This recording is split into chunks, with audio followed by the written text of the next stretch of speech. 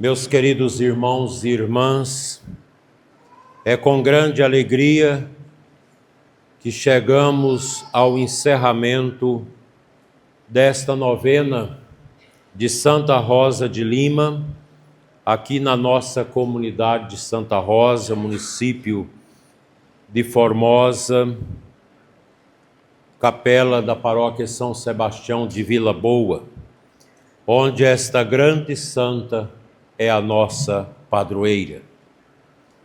Durante esses dias vocês rezaram, celebraram, fizeram seus pedidos e agradeceram graças alcançadas.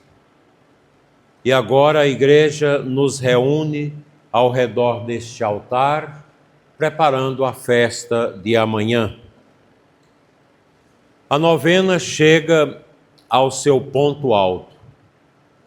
Não simplesmente numa festa, mas na Santa Missa, na Eucaristia que acontece no altar.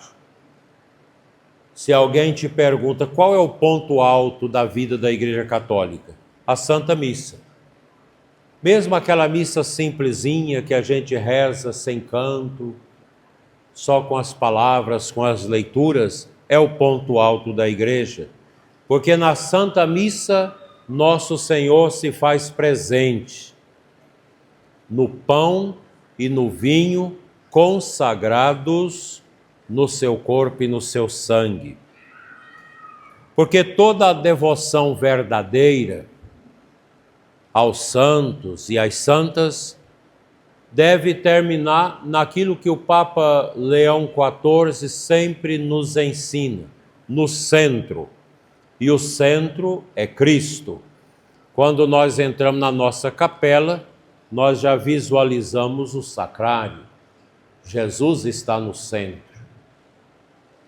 O centro da igreja é Cristo. Da nossa vida também, da vida de vocês que são casados, é Jesus. Nosso Senhor é o centro também da vida dos jovens, das crianças, dos idosos e dos que sofrem. E que bela providência hoje o Senhor nos reserva. Celebramos a grande santa de Lima, justamente dentro do mês vocacional. O mês de agosto, nós lembramos as vocações. E neste domingo, a Igreja do Brasil dirige particularmente um olhar para a vida consagrada, a vida religiosa. Nós temos aqui apenas uma consagrada, a Cláudia, que está comigo. Mas nós precisamos animar nossos meninos e meninas para as vocações. Neste ano, o mês vocacional tem um tema bonito definido pela Conferência dos Bispos do Brasil. Nós somos chamados a ser comunidades vocacionais, encontro, testemunho e missão. E dedica este mês de agosto especialmente àqueles homens e àquelas mulheres que decidiram emprestar a sua vida totalmente a nosso Senhor, seja como padres, como religiosas e consagrados. Também o matrimônio é um estado de vida, quando os jovens são chamados também a construírem uma família e gerar filhos para Deus. Santa Rosa de Lima é uma extraordinária expressão de vida consagrada. Ela não foi uma freira, ela foi membro da Terceira Ordem de São Domingos. E assim deixou um grande legado de uma pessoa totalmente de Deus. E é com grande alegria que nós lembramos dela hoje. E vamos lembrar bem, porque ela é a patrona da nossa comunidade. Aqui não tem ninguém que lembra quando foi dedicada esta comunidade a devoção a Santa Rosa. Creio que seja já de 200 anos atrás que começou aqui a devoção a Santa Rosa. Durante esses dias, na novena, vocês rezaram, celebraram e fizeram muitos pedidos, agradecendo a Deus essas graças tão bonitas. Santa Rosa tinha o nome de Isabel Flores de Oliva. Nasceu em Lima, no Peru, em 1586. O Brasil tinha 86 anos de descoberto. Ela viveu 31 anos, mas a sua vida foi tão intensa em Deus que São João Paulo II chamava de a primeira flor de santidade do mundo novo, esse novo mundo aqui da América Latina. Em 1670, o Papa Clemente X proclamou a padroeira principal da América Latina. Veja, meus irmãos, uma jovem da nossa região latino-americana tornou-se sinal de santidade para todo o nosso continente. Isso precisa dizer alguma coisa também para os nossos jovens. Não é necessário viver muito para ter uma vida grande. Santa Teresinha viveu 24 anos. São Geraldo não chegou a 30 anos. O importante é necessário viver bem para Deus. Não é nem viver muito, mas viver bem para Deus. E a palavra deste domingo começa falando de uma chave, a chave de Davi, na primeira leitura que nós ouvimos. Deus retira de Sobna uma responsabilidade e chama Eliacim. Porém, em tuas mãos a tua autoridade. Eu farei levar nos ombros a chave do rei Davi, da casa de Davi. A chave significa responsabilidade, confiança e missão.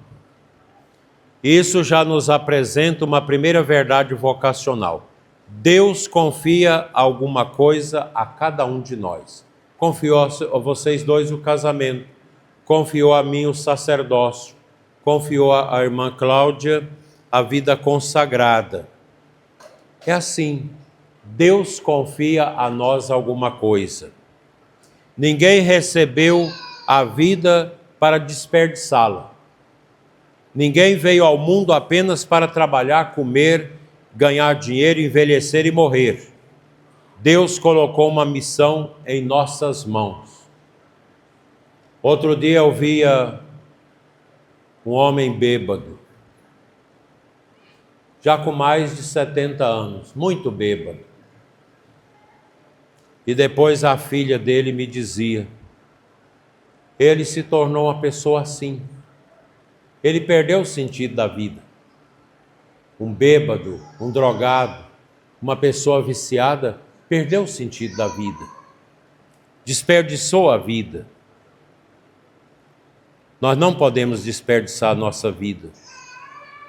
Nós viemos a esse mundo para sermos de Deus. E a pergunta que hoje a missa faz para nós, a liturgia, qual é a chave que Deus colocou em minhas mãos? Toda chave é para abrir. E só tem a chave quem tem responsabilidade. Você não vai dar a chave da sua casa para uma pessoa que rouba, que vai abrir a porta e roubar tudo. Você dá a chave, empresta a chave, deixa a chave com alguém que tem responsabilidade, que não vai fazer as coisas erradas. O que os pais entregou como chave? Aliás, o que Deus entregou para os pais como chave? A família. Nós celebramos há poucos dias o Dia dos Pais. Um pai de família ou uma mãe de família recebe a sua família, a sua chave.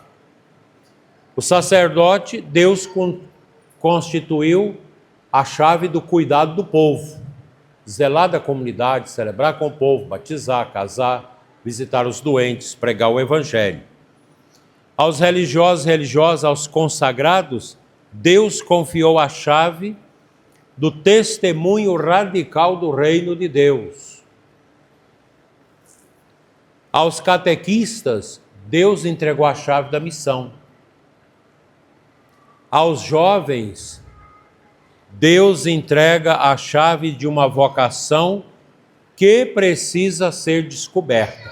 O que eu vou ser na vida? Que jeito que eu vou servir a Deus? Como que eu vou gastar minha vida a Deus neste mundo? Isso é muito bonito. E Deus espera o que de nós? A fidelidade. Ser fiel. Uma mãe me dizia, minha filha era tão boa na igreja, ela cantava, ela era catequista, ela ajudava, era uma coisa tão bonita. Mas depois ela foi para a faculdade, achou umas amigas esquisitas, e ela agora não acredita mais em Deus, não vai mais à igreja, não reza, e fala que eu sou boba de ficar buscando Deus. É triste isso, né? Muito triste. O que vai acontecer com ela? Ela vai chegar a uma vida deplorável e quando ela bater a cabeça no muro da vida, ela vai olhar para trás e não vai ter ninguém para cuidar dela. Porque maconheiro, cachaceiro, gente malandra não é amiga, é companheiro.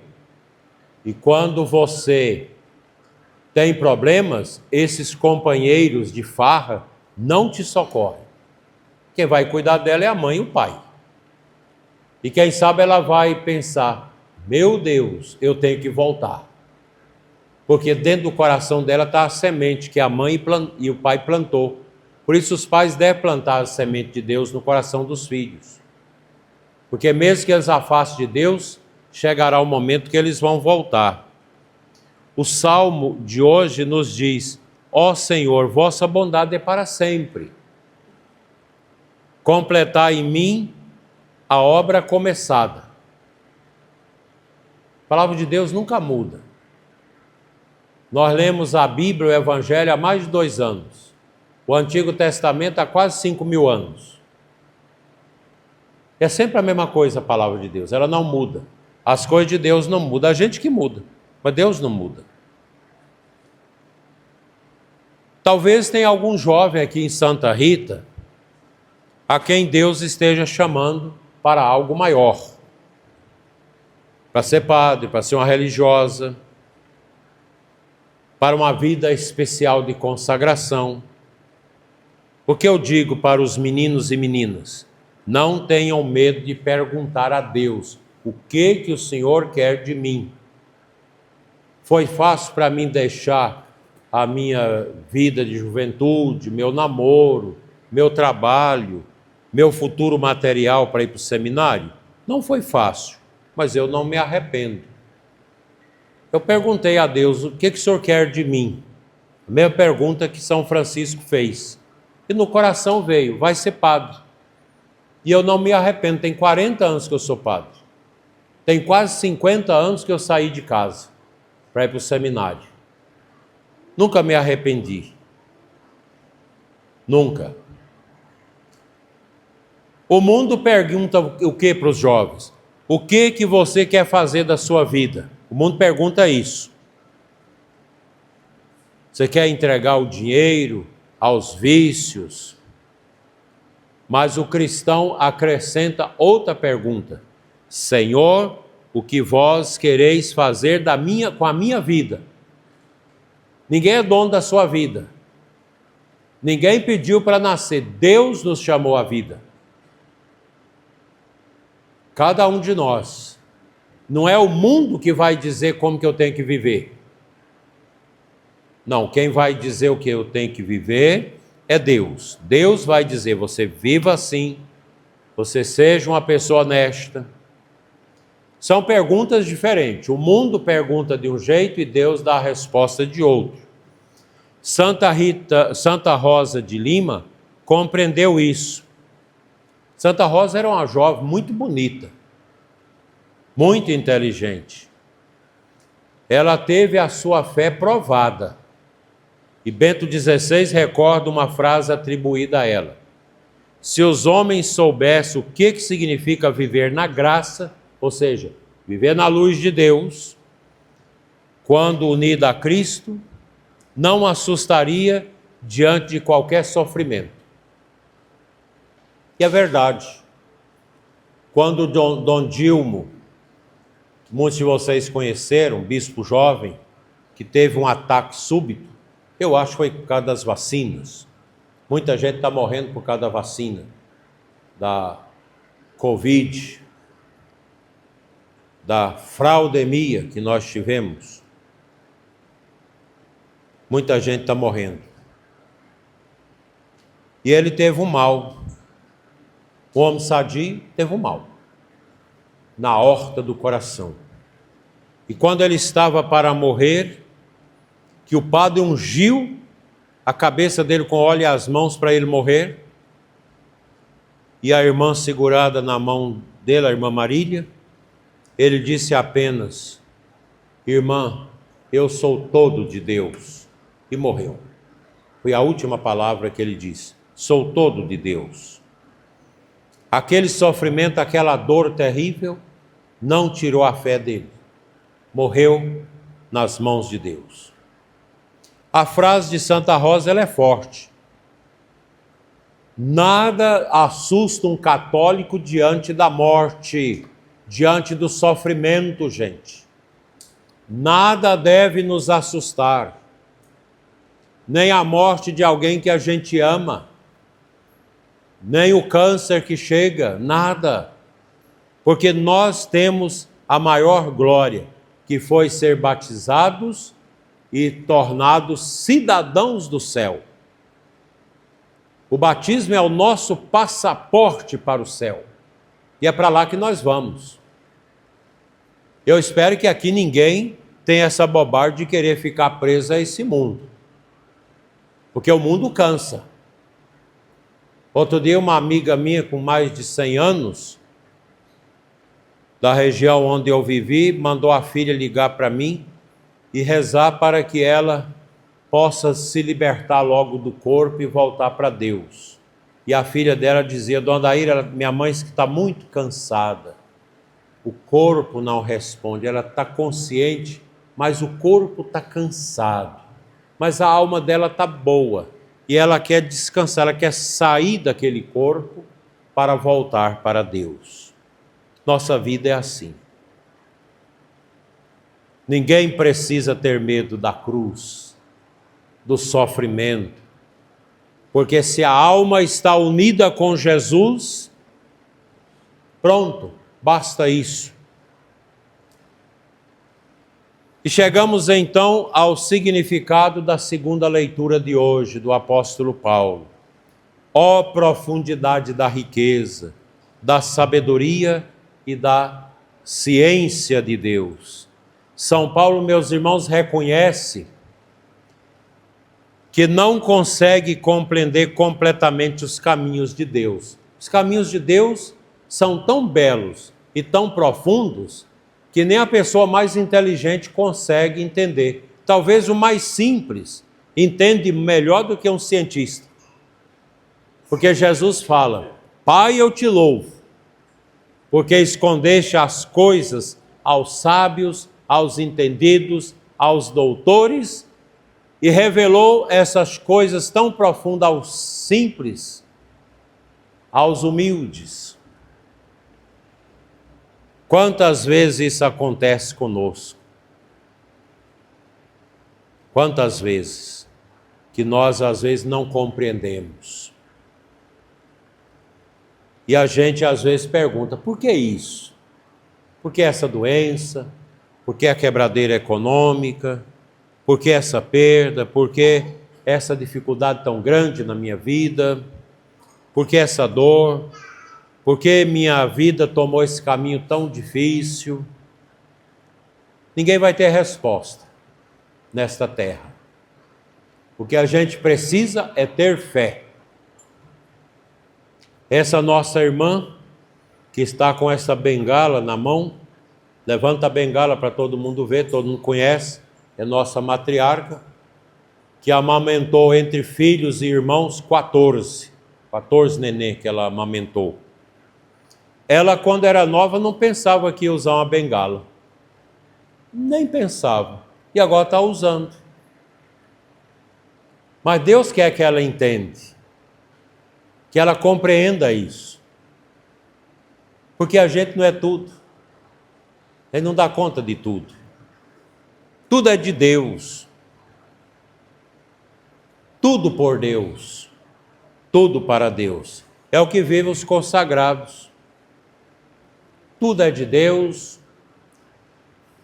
Tudo por Deus. E tudo para Deus. Hoje eu conversava com os padres na hora do almoço. Tudo passa. A gente entra na catedral, está lá o túmulo de Dom Vítor, os mais velhos aqui conheceram, nosso primeiro bispo, e o túmulo de Dom Dilma. Passou. A gente vai aqui no cemitério, para que lado fica o cemitério aqui, gente? Para cá.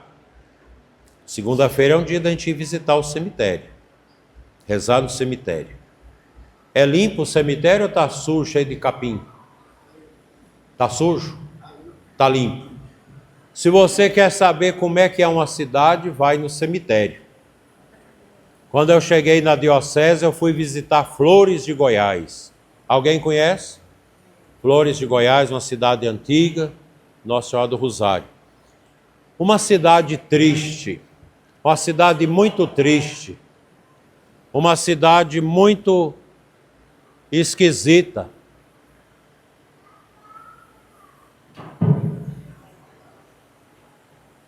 A cidade estava suja. Presta não. Estava muito suja. Cheia de buraco, de lama.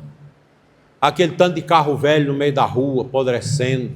Capim, as ruas sujas. Falei, meu Deus, aonde eu estou? Falei, deixa eu ir no cemitério. Aonde que é o cemitério? Uma senhora para cá. Cheguei no cemitério, tinha 5 vacas dentro do cemitério, obrando em cima dos túmulos, o cemitério com o capim tampando tudo. Falei, está aqui.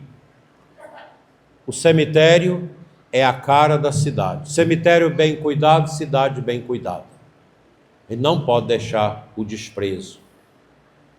Uma cidade que não zela dos seus mortos, ela perde a memória, ela perde o sentido. Não pode ser assim. E São Paulo termina a sua leitura dizendo: tudo é dele, por ele e para ele. Tudo é de Deus. A nossa vida passa, a nossa vida está amparada por Deus. Essa frase poderia resumir toda a vida nossa de batizado, a vida consagrada. Tudo é de Deus. E Santa Teresa d'Ávila diz: Deus basta. Nada te perturbe, nada te atormente, nada te angustie. A quem Deus busca, tudo está perfeito, só Deus basta. A vida consagrada é isso. A vida de um católico é isso, Deus basta. Eu me lembro de uma menina, numa cidade onde eu trabalhei, ela tinha 14 anos, e no acidente morreu o papai dela, a mamãe e os 3 irmãos, inclusive um de braço. Sobrou ela, ficou machucadinha, mas sarou. Aí uma tia acabou de curar. Ela era coroinha na igreja, a menina muito santa. Ela não deixou de participar da igreja. E um dia eu conversando com ela, ela disse: eu li umas coisas de Santa Teresinha, eu aprendi com Santa Teresinha, que a gente tem que aceitar. Não sei como é a vida dela hoje. É difícil você olhar a mãe morta, a irmãzinha pequenininha de menos de 6 meses mortos, os 2 irmãozinhos, o papai, aqueles caixões ali, sobrou ela. E a tia consolando, né? O amor cura, a fé cura. O catecismo da igreja ensina que a vida religiosa é um dom recebido pela igreja e uma forma estável de viver a profissão dos conselhos evangélicos, a pobreza, a obediência e a castidade. Quando vocês veem uma freira, uma pessoa consagrada, um monge, um irmão religioso, ele vive isso. Hoje é o dia dos religiosos e consagrados. Por isso nós precisamos rezar pelas vocações. Na nossa diocese tem muitas freiras, muitos consagrados. E no evangelho que nós lemos, Cristo nos conduz ainda mais profundamente, quando ele pergunta para os apóstolos: quem dizem os homens que ser o filho do homem? Quem que o povo dizia que ele era? Aí os apóstolos, uns dizem que é isso, outros que é disso, que é isso, aquilo outro. Muitas respostas. Então Jesus fez a pergunta pessoal para eles: e vós, quem dizeis que eu sou?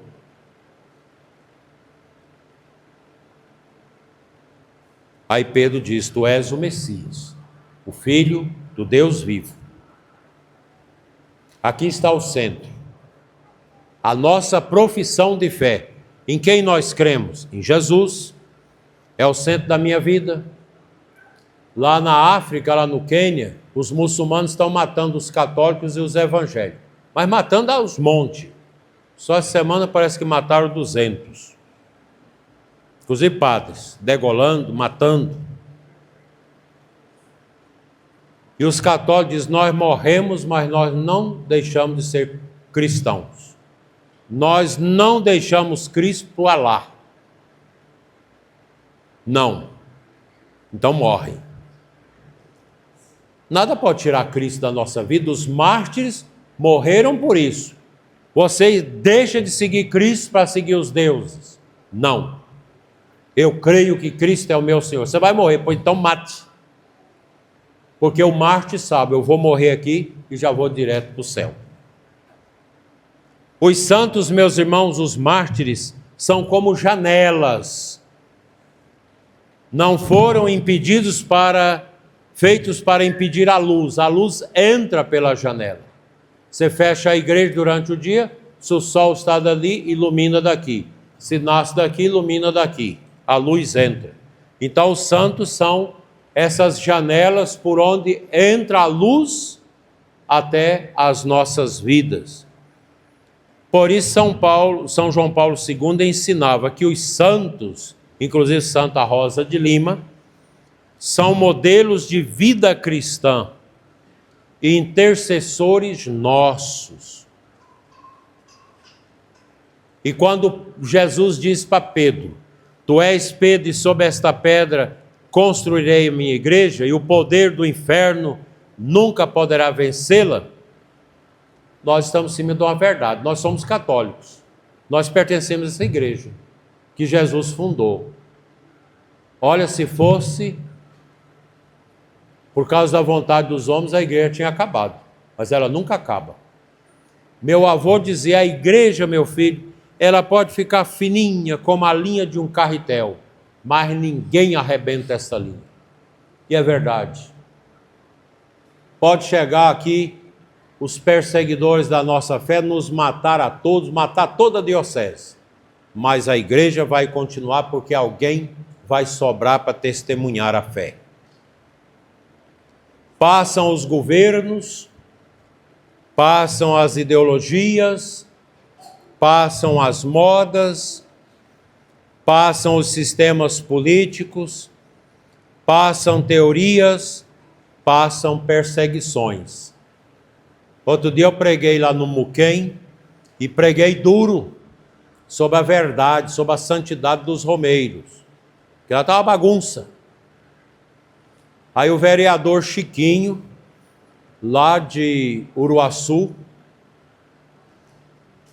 que foi do meu grupo de jovens, foi para a rádio me xingar, falar mal de mim. Coitado, já passei 2 áudios para ele. Falar que os romeiros têm que ter direito de fazer o que quer no Muquem. Não, senhor. O bispo, os padres não podem deixar isso. Romeiro que vai para o Muquem é para rezar. Não é para beber cachaça, não é para fazer as coisas erradas. Nem na Romaria de Auro Minas, Nossa Senhora da Abadia aqui na Diocese, e nem na Terra Ronca, no Bom Jesus da Lapa da Terra Ronca. Romeiro vai para rezar. E esses vereadorzinhos que querem dar ordem para a igreja, eles estão muito enganados.